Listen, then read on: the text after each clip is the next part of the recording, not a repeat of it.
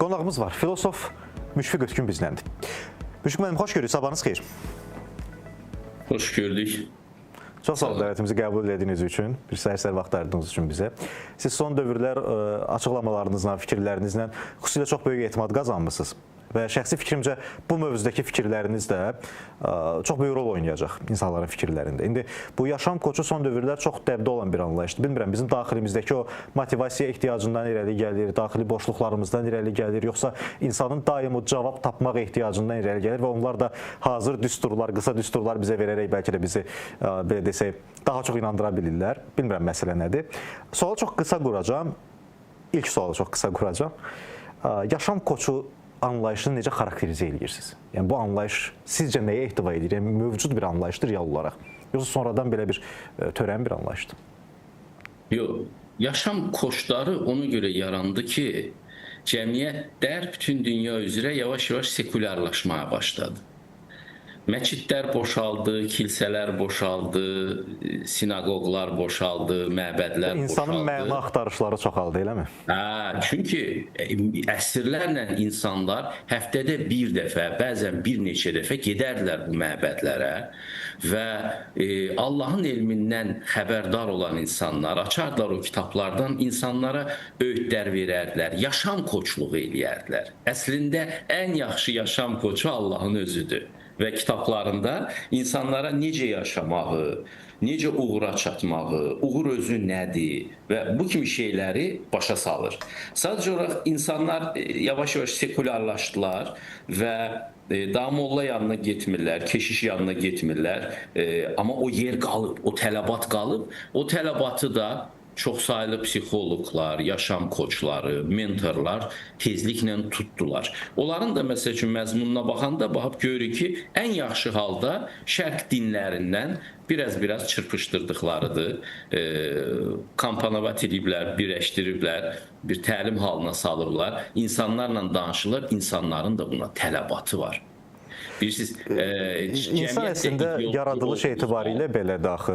Lap belə desək, insanların hələ bir-biri ilə sözlü kommunikasiya qura bilmədiyi dövrdə belə, o daş dövrlərində, paleolit dövründə belə təbiət hadisələrindən qorxub ayı kəllələrini deşib müəyyən bir dinlər, rituallar yaradıblar özlərinə ki, nəyəsə inansınlar, nədəsə qorunsunlar, nəyəsə sığınsınlar. İndi müəyyən bir müddətdən sonra sizin dediyiniz kimi bu sekulyarlaşma, qlobalizm və s. bir insanların ideologiyasını dəyişdi, bir sanki bu dini inancları, digər məsələləri məfhumat adlandırmağa başladılar və davamında indi inandıqları nədir? Bürcülər və sizin dediyiniz digər məsələlər yenə də əslində qədim biliklərə əsaslanan və toparlanmış və sanki daha müasirləşdirilmiş, adı dəyişdirilmiş bir versiya. Amma düşünmürsünüzmü ki, bu yeni yaranan daha zərərlidir? Çünki sanki insan yaşadıqca, oxuduqca görür ki, yenə də qədim elmlər daha real idi sanki. Təbii ki, onlar Quranın dili ilə cavab versəm, heç nəyin üzərində deyirlər. Yəni bir elmin üzərində deyirlər. Eklektik, oradan buradan toplanmış fikirlərlə o fikirləri satırlar insanlara. İnsanların da həqiqətən tələbatı var. Necə yaşamalı, ailəni necə qurmalı, ondan sonra başına gələn pis işlərlə onun etdiklərinin bir əlaqəsi varmı? İnsan bunu başa düşmək istəyir, insan xoşbaxt olmaq istəyir və həqiqətən də qapıları döyürlər. O qapılarda da indi insanları koçlar gözləyirlər. İnsanlar da bir mənada həm də məsuliyyəti üstlərindən də atmağa çalışırlar. Bir müddət bu öz məsuliyyətini üstündən atıb, bürcülərin üstünə atırdı ki, mən filan bürcüdənəm, ona görə belə olur.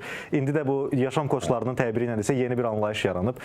Ailə dizimi və s. deyirlər də ki, yəni sənin 7 nəsil əvvəlki baban filan şey eləyib deyəsən beləsən, sənin heç bir günahın yox. Yəni daha çox biraz üstümüzdən sanki məsuliyyəti də atmağa çalışır. Ən çox məsələn travma məsələsini kultivasiya edirlər ki, səndə təqsir yoxdur, sən travma almısan və nə eləsən bu başa düşüləndə insan da sevinir, xoşlayır. Çünki insan sevinir ki, ona başına sığal çəksinlər, desinlər ki, səndən heç asılı deyil.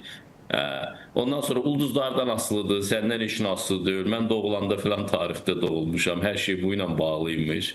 Mənim əməllərim, mənim ruhum burada heç bir günahı zadı yoxdur. Və əslində bu çox dəhşətli bir dünyaya çağırışdır.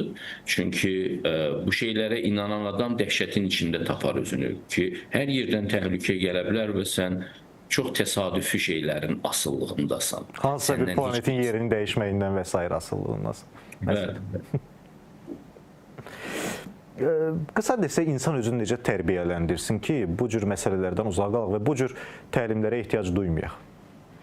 İnsan, məsələn, əgər o müsəlmansa, biz indi belə müsəlman ölkəsində yaşayırıq, heç olmazsa gündə bir səhifə Quran oxumalıdır. Allahın elmi ilə təmasda olmalıdır ki, onun mənəvi və əqli ehtiyacları ödənmiş olsun. Bu bir. Xristiyandırsa açsın əski əhdi və ya yeni əhdi oradan oxusun. Buddistsə Dhammapadadan oxusun. Məsələn, hər bir dinin bəli öz təlimləri, öz ritualları var. Bunların hər biri mənəvi dünyanıza hesablanır.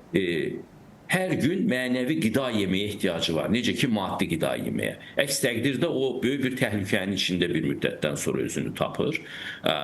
Ona görə bu ehtiyacı ödəmək üçün insanlar öz dinlərində, öz müqəddəs kitablarında ən böyük koçluğu tapa bilərlər. Həqiqətən də ən ali yaşam koçu Allahın özüdür. İnsanı yaradıb və onun yolunu da müəyyənləşdirib ki, nə ilə yaşayacaqsan, nələrə diqqət edəcəksən ki, sənin üçün təhlükə olmasın.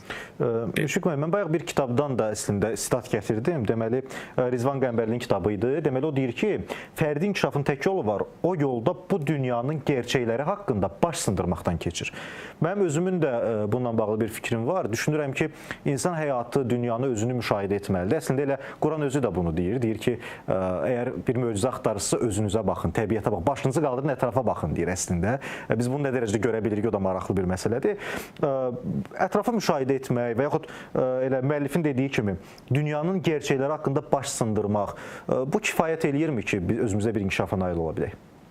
Bilirsiniz, hər bir adam özünü sağalda bilər. Məsələn, həkimlər özlərini sağalda bilər. Bu tələbi biz bütün insanlar üçün qoya bilmərik ki, oxuyun tibb kitablarını özünüzü sağaldın.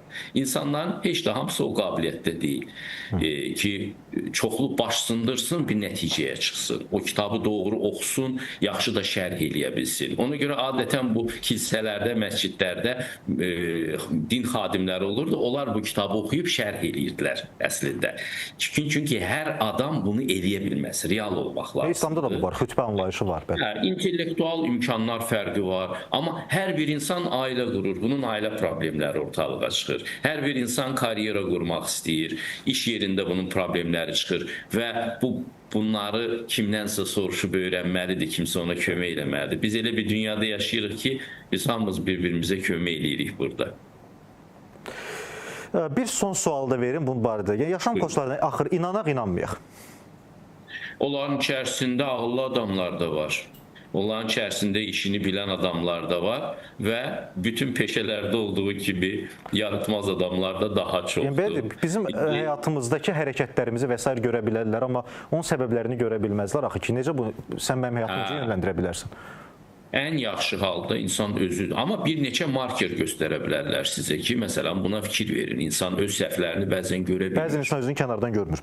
Məsələn, fikir verin, bir dərdli adam gəlir sizin yanınıza, başlayır danışmağa ki, ay filan kəs mənə pislik elədi, 5 min kəs mənə pislik elədi. Sən diqqətlə qulaq asırsan, deyirsən, bəs sən nə edirsən burada? O özünü görmür. Hər kəs öz hekayətində özünü əzilmiş, qurban kimi təsvir edir. Əks tərəfi görə bilmir. Ona görə bizim bir başqasına ehtiyacımız olur həmişə. İnsan beyni də elə daxı özünə bəraət qazandırır həmişə. Çünki həyatımızın baş rolundayıq deyə. Eynən. O özünü qəhrəman çıxarmalıdır bütün hekayələrdə. Aydındır. Təşəkkür edirəm Müşfiq müəllim. Çox sağ olun. Məncə çox maraqlı və çox faydalı, produktiv bir söhbət oldu sizinlə.